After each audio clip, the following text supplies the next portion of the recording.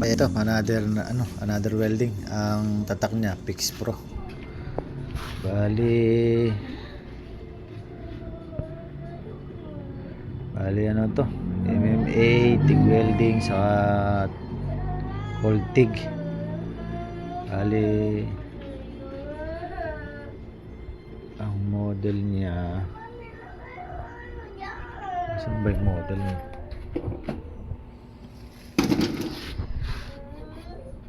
Bali ito ang model niya, TIG 250. Bali yan siya.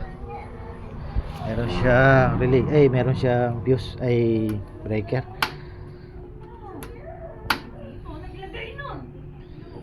Dito yung gas niya, switch.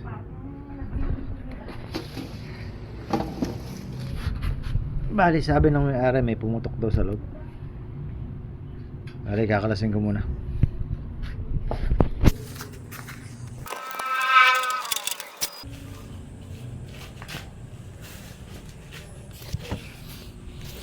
Bali ito, pagbukas natin, ito yung bumungad sa atin, yung capacitor muga.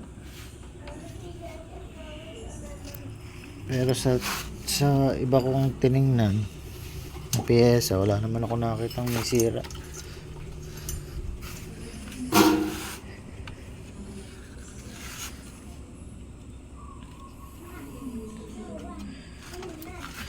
Bali kalasin ko muna itong capacitor. I-ayos ko muna to bago natin testingin sa sa test valve natin. Kalasin ko lang.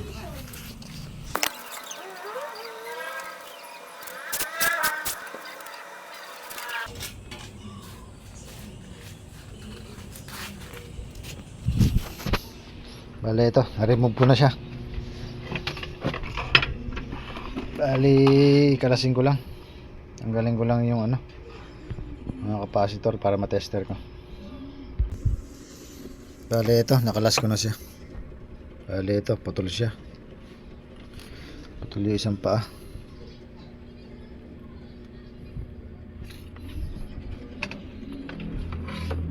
Bali ito siya. Bali lilinisan ko lang siya sa kabitan ng capacitor.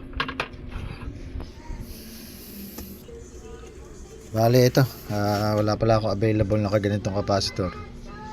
Bali lagyan ko na lang siya ng butas, saka ko siya ipinasok yung copper wire natin. Bali matatag naman to dahil di naman siya mahuhugot dahil may butas siya. Bali kakabit ko muna. Bali ito, nakakabit na. Testingin na lang natin. Pa-plugging ko muna. Yeah. Bali on na natin.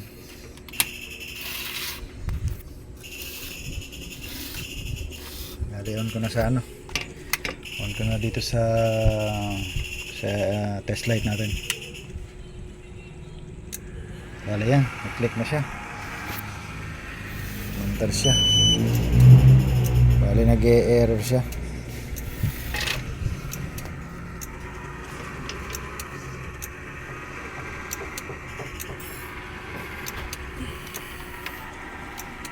Bali patayin mo na. Tingnan natin bakit nag-e-error. Bali checking ko muna. Bali ito, mayroon palang problema rito sa niya. Kaya pala nakatali, naglulus pala siya.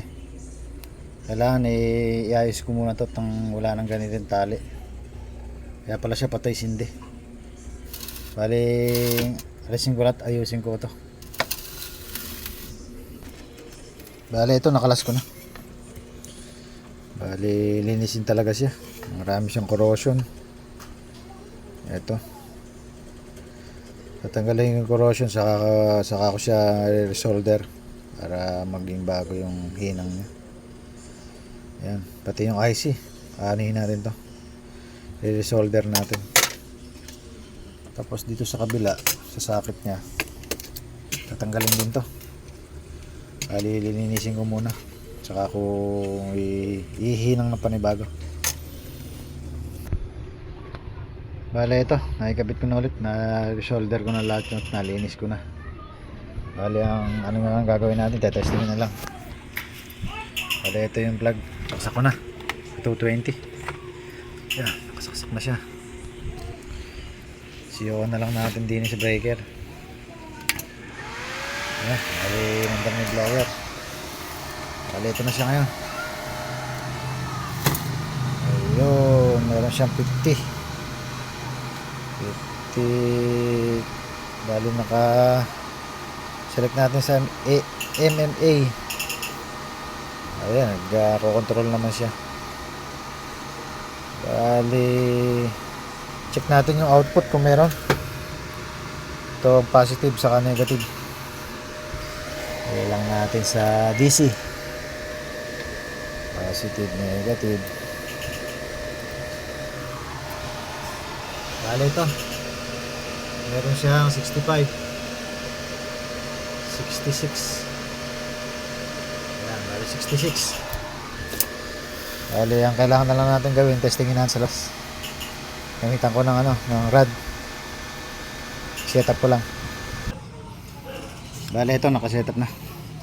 Yun na lang natin.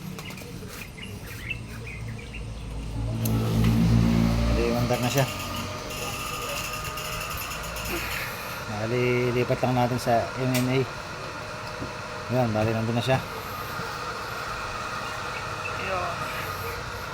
Adjust na lang natin yung current niya. Lagyan natin sa 100.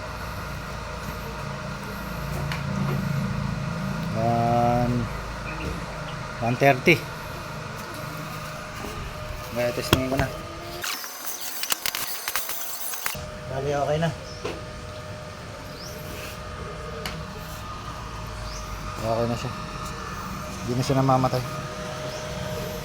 Bali din sa problema ng inverter na to, okay na.